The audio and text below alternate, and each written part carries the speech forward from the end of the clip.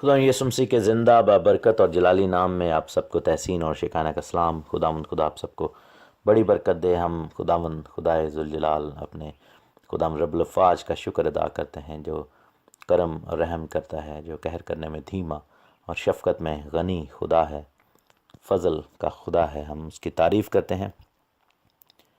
आज हम book of genesis, पैदाइश, बरेशीत, उत्पत्ति, उसके 3rd चैप्टर का आगाज़ करेंगे। हम गुज़िश्ता चंद दिनों से इस किताब की स्टडी कर रहे हैं और हमने पहले 2 अबवाब को, पहले 2 चैप्टर्स को बड़े ही डिटेल में स्टडी किया है। आज हम तीसरे चैप्टर की जानब बढ़ते हैं। मेरे अज़ीज़ों, इस चैप्टर में भी बहुत सारी ऐसी बातें हैं जो कि काबिल गौर हैं, जिनको समझना बड़ा ही ज़्यादा ज़रूरी है, और इन बातों के ही सबब से पूरी दुनिया के हालात का टोन जो है वो सेट होता है। जैसा मैंने पहले बताया है कि जेनेसिस, पैदाइश, बरेशीत के पहले 2 चैप्टर जो हैं वो खुदावंद की बादशाही की तस्वीर हैं, और बुक ऑफ रेवलेशन यानी प्रकाशित वाक़या, मुकाशफा के आखिरी 2 चैप्टर खुदा की बादशाही को बयान करते हैं। और दरमियान के बाकी तमाम चैप्टर्स यानी जेनेसिस चैप्टर 3 से लेकर रेवलेशन चैप्टर 20 तक जो है ये एक जर्नी है, एक सफ़र है, एक ऐसी स्ट्रगल है जो कि गुनाह के बायस हम देखते हैं कि हमारी दुनिया पर, हम सब पर आ गई।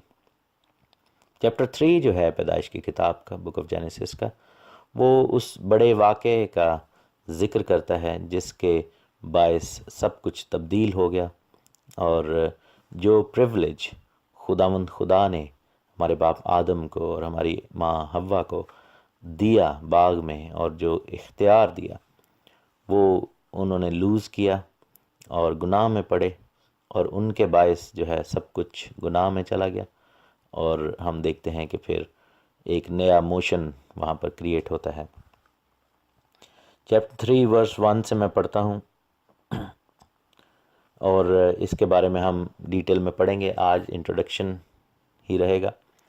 लिखा है कि और सांप कुल दश्ती जानवरों में से जिन्हें खुदावंद खुदा ने बनाया था चालाक था, और उसने औरत से कहा, क्या वाकई ही खुदावंद ने कहा है कि बाग के किसी दरख्त का फल तुम ना खाना?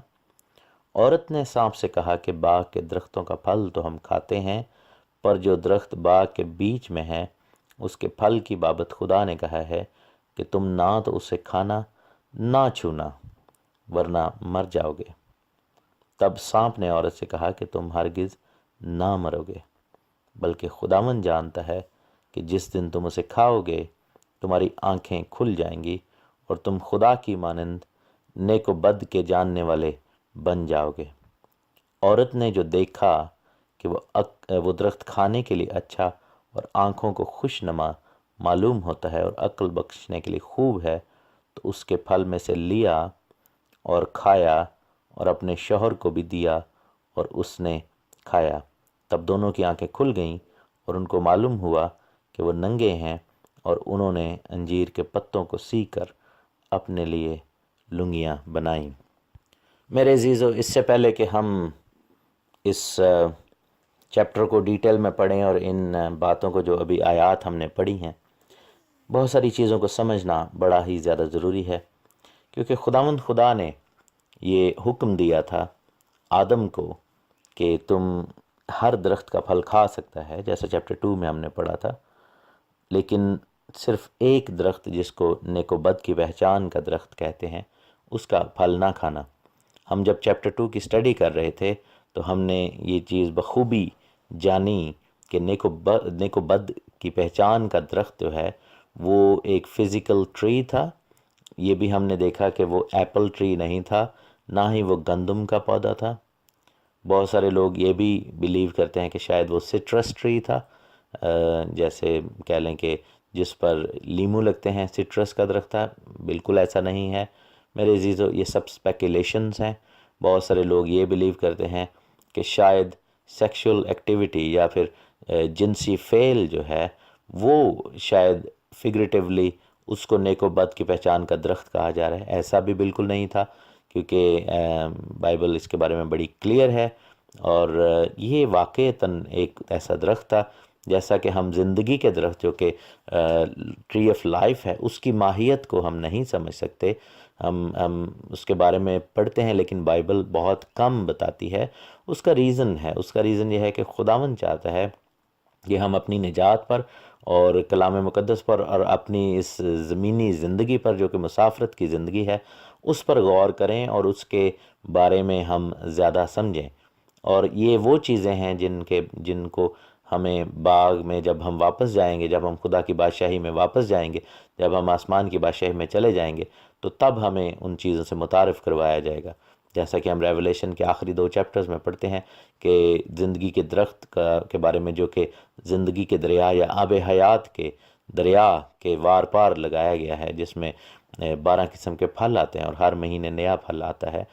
تو اس کے بارے میں آبویسلی بائبل نے ہمیں اگین تھوڑا سا بتایا ہے لیکن زیادہ نہیں بتایا. تو یہ چیز سمجھنا بہت زیادہ ضروری ہے کہ ہم خدا سے زیادہ حکمت والے نہیں ہیں، ہم خدا سے زیادہ بڑھ کر نہیں ہیں. اگر خدا نے اس چیز کو ریفرین کیا ہے ہمارے سامنے کہ وہ ہم سے اس بارے میں زیادہ بات نہیں کر رہا تو ہمیں اسپیکولیٹ نہیں کرنا اور ہمیں کلام مقدس میں کچھ بڑھانا یا گھٹانا نہیں ہے، کیونکہ ایسا کرنے سے نقصان ہو جاتا ہے. یہاں پر ہم دیکھتے ہیں کہ سانپ جو ہے اس نے یہ کام کیا، اور عام نظریہ یہی ہے کہ ابلیس جو تھا وہ اس سانپ کے اندر ہو کر بولا. اس شیطان نے جو ہے وہ سانپ کو، اس ریپٹیلین کو اپنے مقصد کے لیے یوز کیا. بہت سارے لوگ اس چیز کو مانتے بھی ہیں اور بائبل بھی اس بارے میں بتاتی ہے کہ سانپ کو جو سزا ملی، اس نے کہا کہ تو ملاؤن ٹھہرے گا اور تو پیٹ کے بل چلے گا اور اپنی عمر بھر خاک چاٹے گا. سو بائبل ہمیں یہ بتاتی ہے کہ شاید اس سے پہلے کہ سانپ کو سزا ملتی، سانپ کے بھی ہاتھ پیر تھے، جیسے کہ آپ یہ دیکھ سکتے ہیں کہ مختلف اور جانوروں کے ہیں. سانپ جو ہے سرپنٹ جس کو کہا جا سکتا ہے، مختلف قسم کے سانپ دنیا میں پائے جاتے ہیں، اور اس میں ہم دیکھتے ہیں کہ سب کے سب بغیر پیروں کے ہیں اور وہ رینگتے ہیں. سو یہ بات آج بھی ہمارے سامنے بہت کلیئر ہے کہ کوئی بھی سانپ ایسا نہیں آپ کو نظر آئے گا جس کے ہاتھ پاؤں ہوں گے، کیونکہ خدا نے یہ سزا دی تھی اور ماڈیفیکیشن کر دی تھی. سائنس یہ بتاتی ہے کہ سانپ کے ڈھانچے کو جب غور کیا گیا تو اس کے ڈھانچے میں ہڈیوں میں ایسی ہڈیاں ہیں جو کہ اس چیز کی گواہ ہیں کہ کبھی یہ سانپ جو تھے ان کے بھی ہاتھ پیر ہوتے تھے. اور سائنس یہ کہتی ہے کہ ایویلیوشن یعنی کہ ارتقاء کے عمل سے، ایولیوشن کے عمل سے گزر کر شاید سانپ ایسا ہو گیا. لیکن بائبل ہمیں یہ بتاتی ہے کہ سانپ کو یہ سزا ملی تھی اور اس کی موومنٹ کو خداوند نے یوں محدود کر دیا تاکہ وہ زمین کے بل رینگے اور مٹی کو چاٹے اور اپنی زبان سے سب کچھ کرے. کیونکہ باقی ہاتھ پیر جو ہمیں دیے گئے ہیں جانوروں کو، وہ چیزوں کو پکڑنے اور ان کو سمجھنے اور ان کے ادراک کے لیے ہیں کہ ہم چیزوں کو جب ٹچ کرتے ہیں تو اس ٹچ کے وسیلہ سے ہمیں پتہ چلتا ہے کہ یہ چیز کی ماہیت کیا ہے. لیکن سانپ کے پاس ایسا نہیں ہے، اور وہ اپنی زبان سے ہر ایک چیز کو ٹچ کرتا ہے یا اپنے زبان سے جو ہے وہ سننے کی کوشش کرتا ہے. سانپ کے کان بھی نہیں ہیں، یہ سائنس بتاتی ہے، کیونکہ خداوند نے اس کو یہ سزا دی تھی اور اسی زبان سے وہ مٹی کو چاٹتا ہے. عبرانی زبان میں جو سانپ کے لیے لفظ ہے وہ جس کو ہم سرپنٹ کہتے ہیں وہ ہے نقاش یا نخاش. تو بیسیکلی یہ 3 لیٹرز سے مل کر بنا ہے. عبرانی زبان کا لیٹر ہے نون اور خط اور شین. یہ 3 لیٹرز جو ہیں یہ اس چیز کو بتاتے ہیں کہ اس کی نیچر، سانپ کی نیچر کیا ہوگی.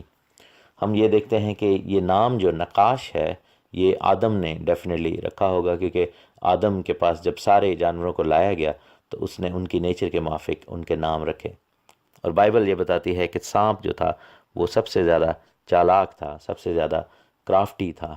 اور یہاں پر جو لفظ آیا ہے وہ کرافٹی اور سٹل آیا ہے، جس کو اروم کہتے ہیں عبرانی زبان میں.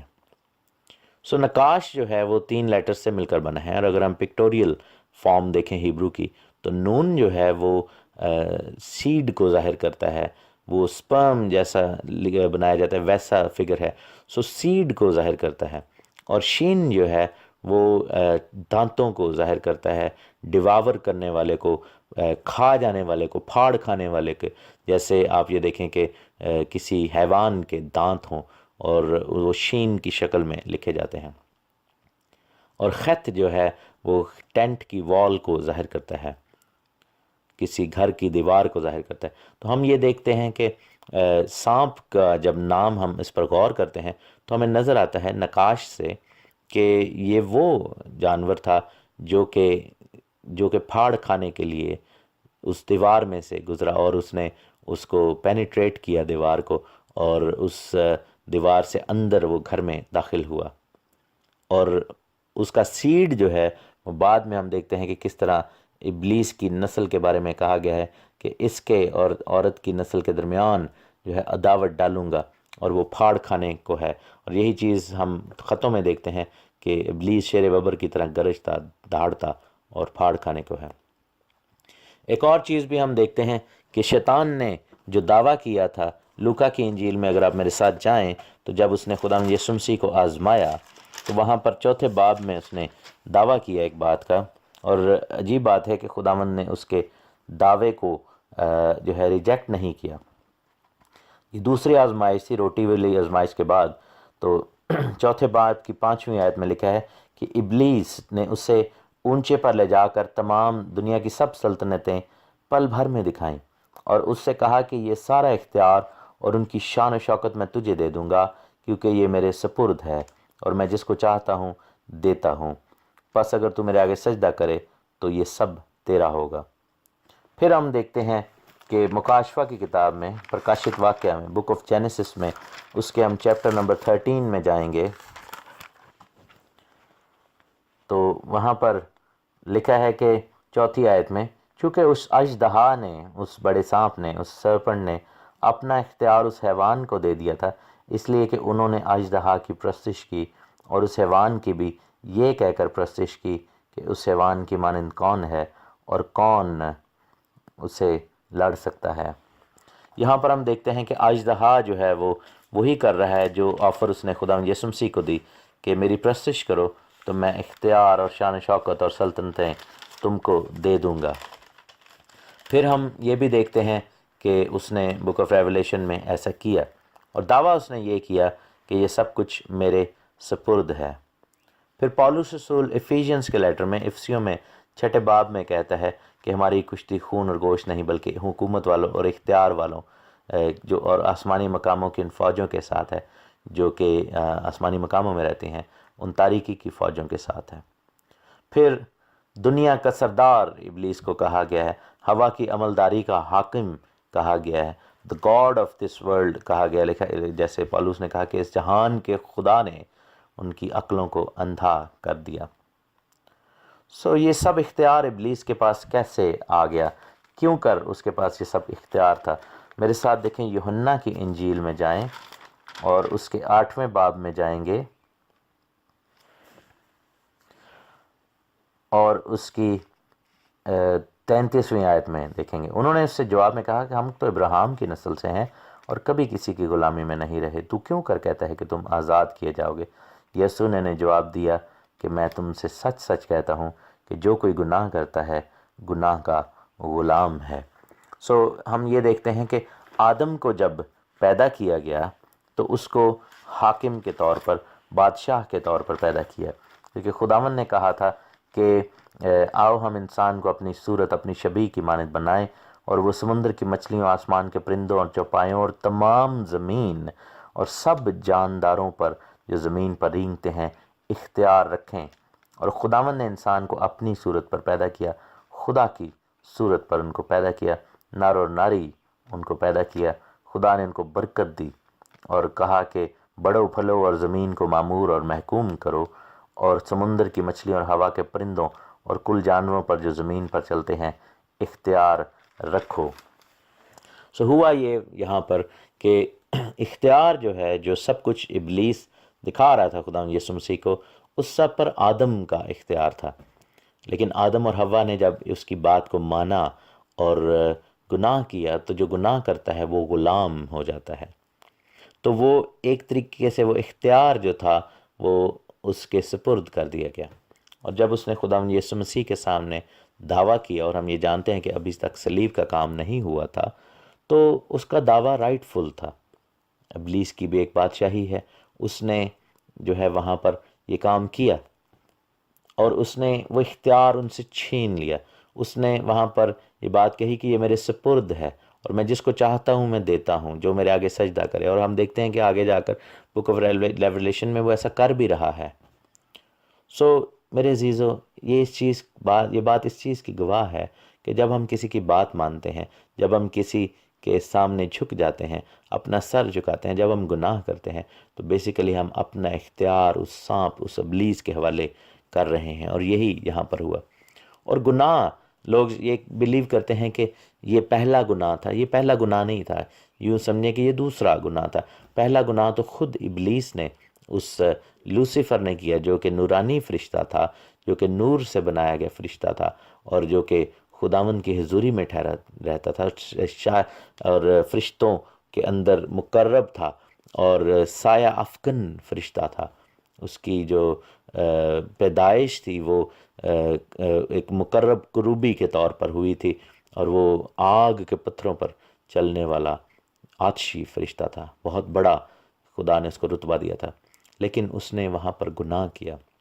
اور گناہ کیا تھا؟ اس نے کہا کہ میں خداوند کی مانند بن جاؤں گا۔ بک آف آئزایہ اس کے چیپٹر 14 میں پڑھیں۔ اس نے کہا تھا کہ میں خدا کی مانند بننا چاہتا ہوں، میں خدا بننا چاہتا ہوں۔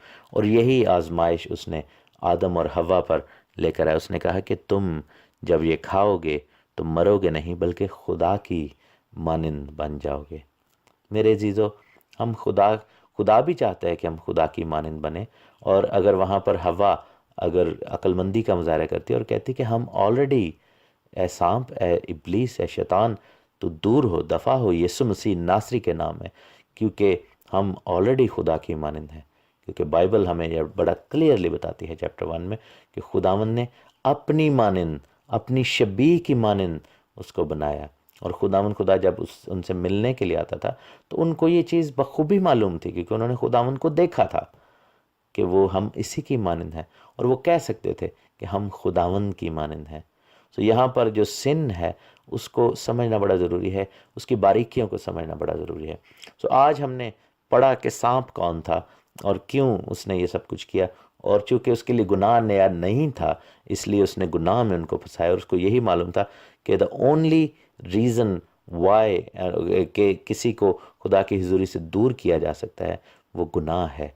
ہم میرے عزیزو کل آگے بڑھیں گے اور دیکھیں گے کہ ان کی جو کنورسیشن ہے، شیطان کی، ابلیس اور سانپ کی، اور حوا کی جو کنورسیشن ہے، اس میں کیا کیا غلطیاں ہیں، اور ابلیس کا پلان کیا تھا، اور اس نے کیسے چالاکی سے کام کیا، اور حوا نے کیا غلط جواب دیے۔ ہم اس سٹوری کو ڈیٹیل میں کھنگالیں گے۔ خدا آپ سب کو بڑی زیادہ برکت دے، یسوع مسیح ناصری کے نام میں، آمین۔